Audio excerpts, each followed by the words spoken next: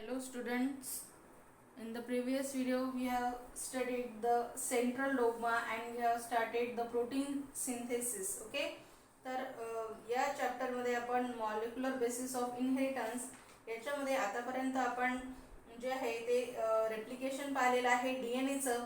त्याच्यानंतर आपण protein synthesis start केलं होतं. तर प्रोटीन सिंथेसिसमध्ये लास्ट व्हिडिओमध्ये आपण सेंट्रल डोग्मा काय असतो जो FHC क्रिकने सांगितला होता तो स्टडी केला होता. आता त्याच्या पुढची जी प्रोसेस आहे म्हणजेच प्रोटीन सिंथेसिसची नेक्स्ट जी प्रोसेस आहे that is the transcription. Okay, आता सेंट्रल डोग्मामध्ये आपण रफली स्टडी केलं होतं की डीएनएचं ट्रान्सक्रिप्शन होऊन mRNA तयार होतो आणि mRNAचं ट्रान्सलेशन होऊन पॉलीपेप्टाइड किंवा प्रोटीन्स तिथे तयार होतात. ओके, तर आता हे जे प्रोटीन्स म्हणजेच यालाच काय म्हटलं जातं, प्रोटीन सिंथेसिस म्हटलं जातं. ओके, या सेंट्रल डोग्मालाच प्रोटीन सिंथेसिस म्हटलं जातं.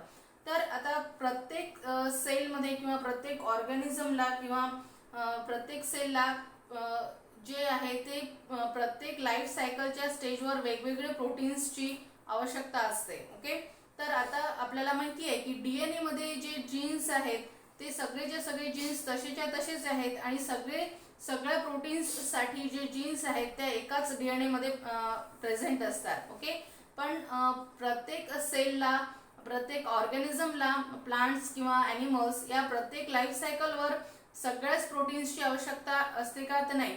तर एकाच प्रोटीनची ज्यावेळेस आवश्यकता असते म्हणजे ज्या प्रोटीन्सची ज्यावेळेस आवश्यकता असते त्या सेलला त्याच वेळेस त्यांचं प्रोटीन सिंथेसिस केलं जातं. Okay, by this DNA.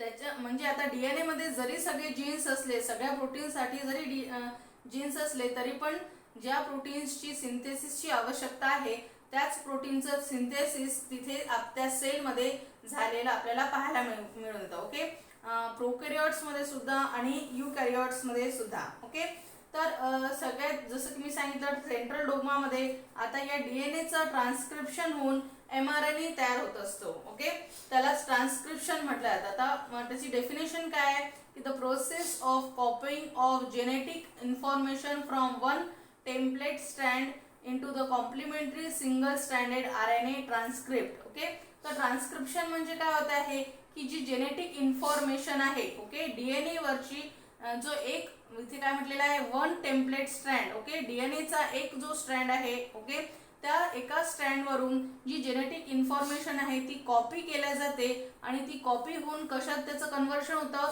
तर कॉम्प्लिमेंटरी सिंगल स्ट्रँडेड RNA मध्ये होतं. त्याच प्रोसेसला काय म्हटलं जातं ट्रान्सक्रिप्शन म्हटलं जातं. आलं लक्षात. तर इथे काय होतं आहे ट्रान्सक्रिप्शन मध्ये की डीएनए वरचा एक जो स्ट्रँड आहे त्या एका स्ट्रँड पासून इथे कॉम्प्लिमेंटरी सिंगल स्ट्रँडेड mRNA तयार होतो किंवा कॉपी केला जातो.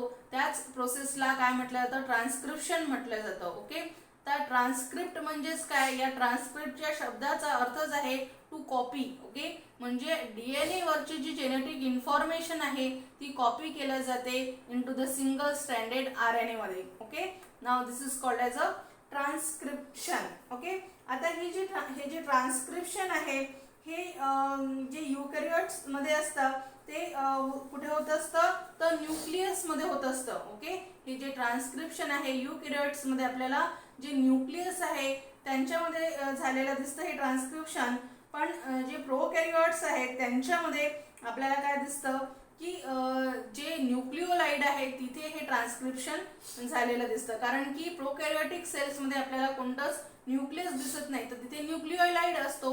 या न्यूक्लिओलाइड मध्ये आपल्याला ट्रान्सक्रिप्शन झालेलं दिसेल इन प्रोकॅरियोट्स. ओके, तर युकॅरियोट्स मध्ये आपल्याला काय दिसेल की न्यूक्लियस मध्ये ट्रान्सक्रिप्शन झालेलं दिसेल आणि ट्रान्सलेशन सायटोप्लाझम मध्ये झालेलं दिसेल. ओके, हे आपल्याला युकॅरियोट्स मध्ये दिसतं. त्याच्यानंतर ही जी ट्रान्सक्रिप्शन आहे हे न्यूक्लियस मध्ये G1 आणि G2 फेज जी असते सेल सायकलची जी G1 आणि G2 फेज असते त्यांच्यामध्ये ट्रान्सक्रिप्शन हे होत असतं. ओके, हे न्यूक्लियस मध्ये. त्याच्यानंतर ही जी रिॲक्शन आहे ट्रान्सक्रिप्शनची रिॲक्शन प्रोकॅरियोट्स मध्ये आपल्याला फक्त एकच टाइपचा एन्झाइम कॅटलाइज करत असतो that is the RNA polymerase. Okay, RNA polymerase हा एकच टाईपचा एन्झाईम प्रोकॅरियोट्समध्ये ही जी पूर्ण रिॲक्शन आहे ट्रान्सक्रिप्शनची ती कॅटलाइज करत असतो. पण इन द अदर हँड युकॅरियोट्समध्ये आपल्याला काय दिसतं की युकॅरियोट्समध्ये आपल्याला असं दिसतं की RNA तिथे 3 टाईपचे RNA पॉलिमरेज आहेत आपल्याला पाहायला मिळतात युकॅरियोट्समध्ये. जसं की RNA पॉलिमरेज 1. तर हे जे RNA पॉलिमरेज 1 आहे यांचं ट्रान्सक्रिप्शन rRNA मध्ये होताना ही जी रिॲक्शन आहे ते कॅटलाइज करतं. त्याच्यानंतर RNA पॉलिमरेज 2 हा जो एन्झाईम आहे हा कोणते कॅटलाइज करतो reaction, that is the transcription of mRNA आणि हेट्रोजिनस न्यूक्लियर जो RNA असतो, ओके, किंवा त्याला hnRNA म्हटलं जातं. हे ट्रान्सक्रिप्शन करताना RNA पॉलिमरेज 2 ही कॅटलाइज करत असतो.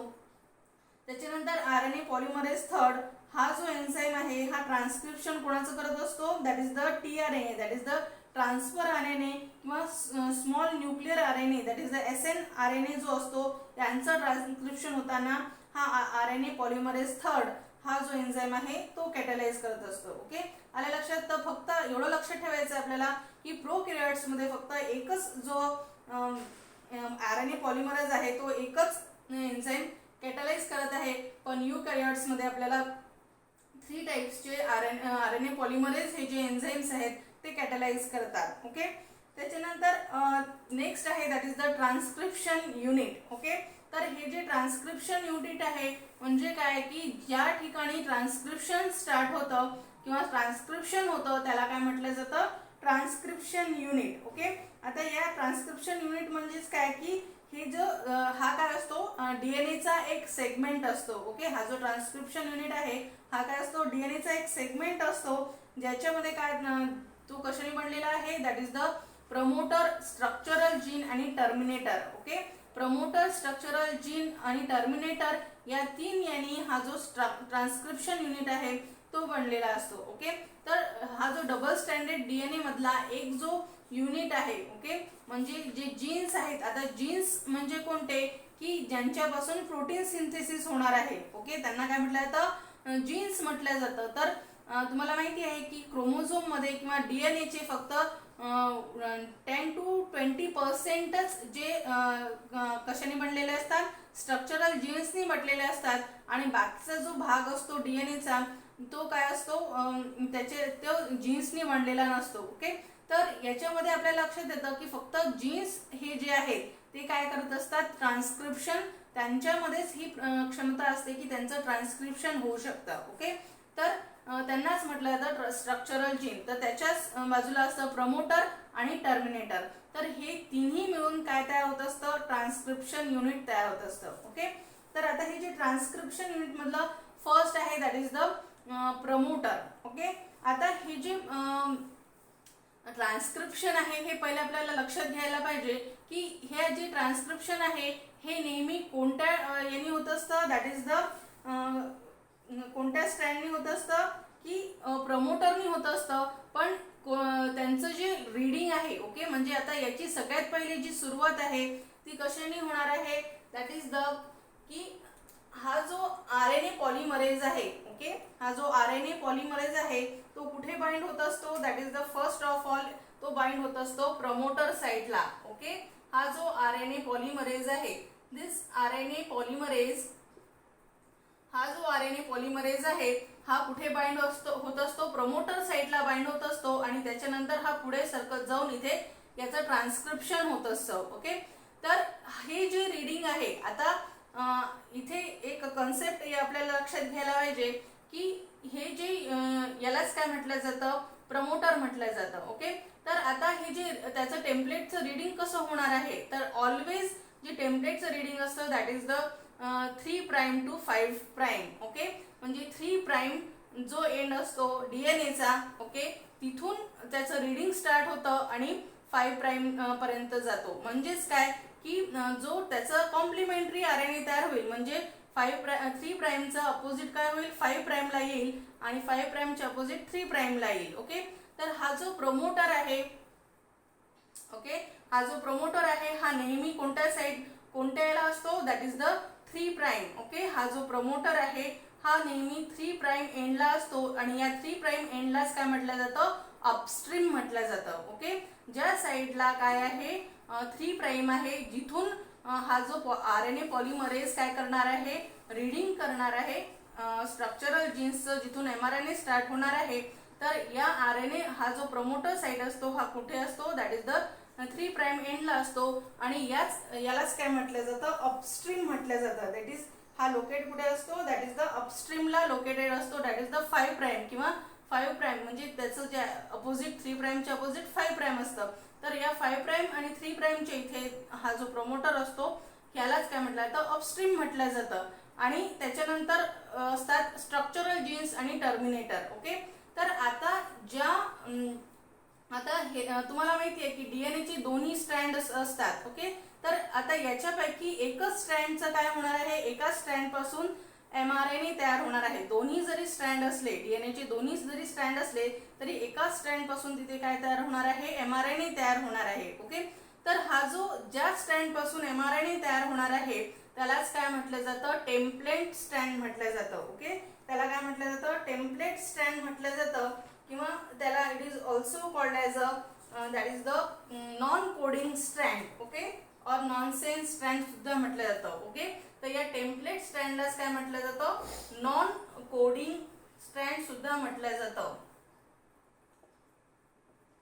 आता कशाला म्हटलेलं आहे, टेम्पलेट स्ट्रँड, ज्या स्ट्रँडचं काय होणार आहे, mRNAचं काय होणार आहे, ज्या स्ट्रँड पासून mRNA तयार होणार आहे त्याला म्हटलं जातं टेम्पलेट स्ट्रँड. आणि हा जो टेम्पलेट स्ट्रँड आहे हा नेहमी, आणि दिस इज द युनिव्हर्सल ट्रूथ, हा जो टेम्पलेट स्ट्रँड आहे हा नेहमी 3 प्राईम टू 5 प्राईमच असतो. ओके, तर RNA पॉलिमरेज हा जो आहे तो रीडिंग कसा करणार आहे, टेम्पलेटची रीडिंग कशी करणार आहे, that is the 3 prime to 5 प्राईमच असतं. ओके, आणि त्याचं जे सिंथेसिस आहे RNAचं ट्रान्सक्रिप्शन जे आहे त्याच्या कॉम्प्लिमेंटरी, म्हणजेच कसं होणार आहे, हा mRNA कसा तयार होणार आहे, that is the 5 prime to 3 प्राईमच तयार होणार आहे. ओके, आणि याला काय म्हटलं जातं, आता ज्या स्ट्रँडचं mRNA मध्ये कन्व्हर्शन होणार आहे त्याला टेम्पलेट स्ट्रँड म्हटलं जातं. आणि जो स्ट्रँड त्याचा कॉम्प्लिमेंटरी आहे त्याला म्हटलं जातं नॉन टेम्पलेट स्ट्रँड. आता याच्यापासून कोणताही mRNA तयार नाही होणार आहे, पण याला काय म्हटलं जातं, नॉन टेम्पलेट स्ट्रँड म्हटलं जातं, किंवा कोडिंग स्ट्रँड सुद्धा याला म्हटलं जातं. ओके, आता याला कोडिंग स्ट्रँड का म्हटलं जातं, कारण की हा जो टेम्पलेट स्ट्रँड आहे याचे कॉम्प्लिमेंटरी जे सगळे न्यूक्लिओटाइड्स आहेत हे आपल्याला या नॉन टेम्पलेट स्ट्रँडवर सापडतात, म्हणूनच याला काय म्हटलं जातं, कोडिंग स्ट्रँड म्हटलं जातं. ओके, आणि याचे mRNAचे आणि कोडिंग स्ट्रँडचे किंवा नॉन टेम्पलेट स्ट्रँडचे जे न्यूक्लिओटाइड्स आहेत ते सेमच राहतील, फक्त एक्सेप्ट काय राहील की जे डीएनए मध्ये थायमिन राहतं त्या थायमिनच्या जागी RNA मध्ये काय दिसतं, आपल्याला युरॅसिल दिसतं. म्हणून इथे आपल्याला युरॅसिल दिसेल आणि या कोडिंग स्ट्रँड मध्ये आपल्याला तिथे थायमिन दिसेल, पण त्यांचं जे न्यूक्लिओटाइड्सचे जे सिक्वेन्स आहे तोच राहणार आहे या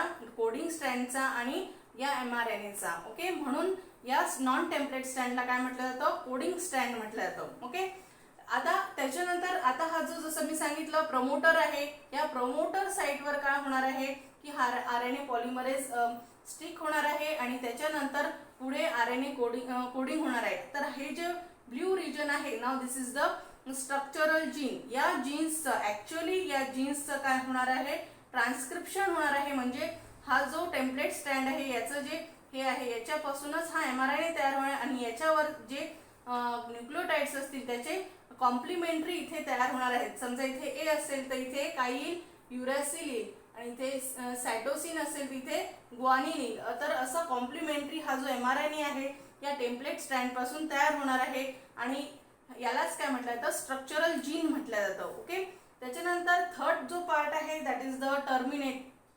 टर्मिनेटर. ओके, आता इथे काही पुढे सरकल्यावर हा जो mRNA आहे त्याचं ट्रान्सक्रिप्शन होत आहे, पण तिथे कुठेतरी तो थांबायला पाहिजे, तर त्याच्यासाठी काय असतं, टर्मिनेटर असतात. ओके, नाव ते टर्मिनेटरच्या साईडला काय होतं की हे जे ट्रान्सक्रिप्शन आहे ते टर्मिनेशन साईट म्हणून होते. म्हणजे तिथे काय होतं की ट्रान्सक्रिप्शनचा रेट स्लो होतो आणि अल्टिमेटली तिथे स्टॉप होतो. त्यालाच काय म्हटलं जातं, टर्मिनेटर म्हटलं जातं. Okay, now this is called as a transcription termination site. Now this is also the 3' end. Okay, that is the 3' end. तर असं हे काय झालं, दिस इज द ट्रान्स्क्रिप्शन युनिट झालं. Okay, now this is the transcription unit झालेलं आहे. आता या ट्रान्स्क्रिप्शन युनिटमध्ये आपल्याला समजलेलं आहे की 3 कंपोनंट्स आहेत, that is the promoter, structural gene आणि टर्मिनेटर. ओके, त्याच्यानंतर याचं सिंथेसिस जे आहे, that is the protein synthesis होताना ट्रान्स्क्रिप्शनच्या 3 स्टेजेस आहेत, that is the initiation, elongation and termination. Okay, 3 stages आहेत ट्रान्स्क्रिप्शनच्या, that is the initiation, elongation and termination. Okay, तर जसं की मी सांगितलं की एक याच्यासाठी काय लागणार आहे, आपल्याला प्रमोटर लागणार आहे, स्ट्रक्चरल जीन लागणार आहे आणि टर्मिनेटर लागणार आहे, that is the transcription unit लागणार आहे. ओके, जिथून काय होणार आहे, हे ट्रान्स्क्रिप्शन स्टार्ट होणार आहे. ओके, तर सगळ्यात पहिले काय होत असतं की हा जो डबल स्टँडर्ड डीएनए आहे, ओके, हा जो डबल स्टँडर्ड डीएनए आहे, इथे काय दिसतं आपल्याला की ज्या ठिकाणी ट्रान्स्क्रिप्शन व्हायचं आहे तिथे काय दिसेल आपल्याला, ट्रान्स्क्रिप्शन बबल तिथे तयार झालेला आपल्याला दिसून येणार आहे. ओके, म्हणजे हा जो फुग्यासारखा टाईप झालेला आहे, तर हे कशामुळे झालेला आहे, ट्रान्स्क्रिप्शन बबलमुळे झालेला आहे, ज्याच्यामुळे काय होणार आहे की हे ट्रान्स्क्रिप्शन म्हणजे एमआरएनए इथे तयार होणार आहे. ओके, तर हा जो ट्रान्स्क्रिप्शन बबल आहे, हा जसं जसं ट्रान्स्क्रिप्शन पुढे जातं डीएनएच्या आणि हा ट्रान्स्क्रिप्शन बबल सुद्धा पुढे पुढे जात राहतो. आणि जसं मी सांगितलं की टेम्पलेटची रीडिंग कोणत्या यानी होत असते, कोणत्या यानी होत असते, from the upstream to the downstream, म्हणजेच काय, from the 3' end to 5' end. आता हा जो डीएनए आहे हा काय आहे, हा आहे दॅट इज द 3' एंड आहे याचा. तर हा इथून कुठून स्टार्ट होईल, तर इथून ट्रान्स्क्रिप्शन स्टार्ट होईल आणि हा 5' एंड येईल. ओके, तर इथे आपल्याला काय दिसेल, तर या स्ट्रँडला काय म्हणू आपण, टेम्पलेट स्ट्रँड म्हणू. ओके, याला काय म्हणू आपण, टेम्पलेट स्ट्रँड म्हणू किंवा याला अँटीसेन्स स्ट्रँड सुद्धा म्हटलं जातं. ओके, याला नॉन कोडिंग स्ट्रँड सुद्धा म्हटलं जातं, टेम्पलेट स्ट्रँड सुद्धा म्हटलं जातं किंवा अँटीसेन्स स्ट्रँड सुद्धा म्हटलं जातं. ओके, त्याची जी डायरेक्शन आहे ही नेहमी कोणती असते, that is the from 5' end to 3' end to 5' end अशी असते. ओके, त्याच्यानंतर दुसरा जो स्ट्रँड असतो याला काय म्हणतो आपण, कोडिंग स्ट्रँड म्हणतो. याला काय म्हणतो आपण, कोडिंग स्ट्रँड म्हणतो, जसं की मी आता सांगितलं, that is the non template strand. Okay, तर हा जो स्ट्रँड आहे हा कोणत्या जो इन्व्हॉल्व होत नाही, याला हा कोणत्या यानी असतो, that is the 5' end to the 3' end. त्याच्यानंतर हा जो स्मॉल डीएनए सिक्वेन्स आहे जो बाइंडिंग साइट प्रोव्हाइड करत आहे, ओके, जो बाइंडिंग साइट प्रोव्हाइड करत आहे आरएनए पॉलिमरेज साठी, तर त्याला काय म्हटलं जातं, प्रमोटर म्हटलं जातं. आल्या लक्षात, तर त्याला काय म्हटलं जातं, प्रमोटर म्हटलं जातं आणि हा नेहमी कुठे असतो, दॅट इज द 3' एंडला असतो. ओके, त्याच्यानंतर या प्रमोटर साइडला हा जो आरएनए पॉलिमरेज आहे हा कुठे जाईल, या from upstream to the downstream, म्हणजे फ्रॉम 3' पासून तर 5' पर्यंत असा हा जाणार आहे. ओके, याची जी आरएनए पॉलिमरेजची जी याची जी लेंथ आहे ही कशी जाणार आहे, अशी from the 3' end to the 5' end मध्ये जाणार आहे. ओके, त्याच्यानंतर हा जो आरएनए पॉलिमरेज आहे इथे या प्रमोटर साइटवर आलेला आहे. या प्रमोटर साइटवरून हा पुढे पुढे जाऊन इथे काय दिसत आहे आपल्याला, हा एमआरएनए इथे तयार झालेला आपल्याला तयार होताना दिसत आहे. ओके, आता इथे 3' एंड आहे, तर इथे काय येणार आहे, 5' एंड येणार आहे. ओके, आणि हा जो आहे नाव this is the terminator end. Okay, आता इथे टर्मिनेशन आलेलं आहे, हे मधातले काय आहेत, स्ट्रक्चरल जीन आहेत, इथे टर्मिनेटर एंड आलेला आहे आणि टर्मिनेटर एंड येता येता इथे काय होणार आहे की या ट्रान्स्क्रिप्शनची जी जो स्पीड आहे तो काय होणार आहे, स्लो होणार आहे आणि ॲट द टर्मिनेशन साइट इथे काय होणार आहे, हा जो एमआरएनए आहे इथे स्टॉप होणार आहे. ओके, तर यालाच काय म्हणू आपण, टर्मिनेशन म्हणू. म्हणजे पहिल्यांदा इनिशिएशन होणार आहे, इनिशिएशन कोणी होणार आहे, फ्रॉम द आरएनए पॉलिमरेज इथे प्रमोटर साइटला येणार आहे आणि त्याच्यानंतर इलॉंगेशन होणार आहे, या एमआरएनएचं इलॉंगेशन झालेलं आहे आणि त्याच्यानंतर टर्मिनेटर साइटवर दॅट इज द टर्मिनेशन होणार आहे. ओके, त्याच्यानंतर जे एक्सपोज झालेले आहेत ॲडेनिन, थायमिन, सायटोसिन, ग्वानिन हे बेसेस ते काय होणार आहेत, न्यूक्लिओप्लाझम मध्ये तयार होणार आहेत. ओके, त्याच्यानंतर हे जे इलॉंगेशन होतं, हे इलॉंगेशन कसं होणार आहे, जे रायबोन्यूक्लियोटाइड जे ट्रायफॉस्फेट आहेत डीएनए टेम्पलेटचे ते काय तशी जी अशी चेन तयार होणार आहे. ओके, त्याच्यानंतर ट्रान्सक्रिप्शन जसं प्रोसीड होईल, जे डीएनए आरएनएचा जो हायब्रिड तयार झालेला आहे तो काय होणार आहे, डिसोसिएट होणार आहे. आणि हा जो mRNA आहे हा काय होणार आहे, दॅट इज द तो मॉलिक्यूल, जो mRNA मॉलिक्यूल आहे तो फ्री होणार आहे अल्टिमेटली. म्हणजे इथे टर्मिनेशन, इथे एंड झालं आणि हा mRNA काय झाला, इथून पासून काय झाला, मॉलिक्यूल हा जो आहे तो फ्री झाला. त्याच्यानंतर हा जो RNA पॉलिमरेज आहे, जो टर्मिनेटर सिग्नलवर गेलेला आहे डीएनएच्या, आणि त्याच्यानंतर तो काय करतो, डीएनएला लीव्ह करून जातो म्हणजे सोडून देतो. आणि त्याच्यानंतर जो फुल्ली फॉर्म mRNA आहे, ज्याला आपण काय म्हणू, प्रायमरी ट्रान्सक्रिप्ट म्हणू. ओके, हा mRNAला काय म्हणू आपण, प्रायमरी ट्रान्सक्रिप्ट म्हणू. तर हा काय झाला, हा रिलीज झालेला आहे आता. ओके, हा रिलीज झालेला आहे. आणि त्याच्यानंतर ही जी प्रोसेस आहे ट्रान्सक्रिप्शनची, ही काय झालेली आहे, इथे कंप्लीट झालेली आहे. म्हणजे या डीएनएच्या एका टेम्पलेट पासून हा that is the primary transcript, that is the mRNA, इथे ट्रान्सक्रिप्शन होऊन इथे हा mRNA तयार झालेला आहे.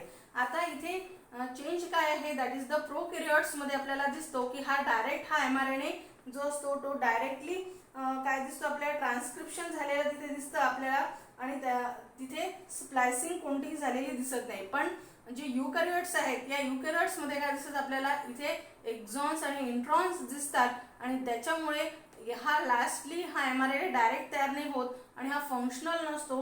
तर इथे hnRNA तयार होतो, that is the heterogeneous nuclear RNA तयार होतो. आणि त्याचं स्प्लायसिंग होऊन, दॅट इज द कॅपिंग आणि डिकॅपिंग होऊन त्याच्यानंतर mRNA तिथे तयार होत असतो. आणि तो जो mRNA असतो तो खरा mRNA असतो युकॅरियोट्स मध्ये. ओके, तर त्याची जी प्रोसेस आहे आपण ती नेक्स्ट व्हिडिओमध्ये पाहूया. थँक्यू.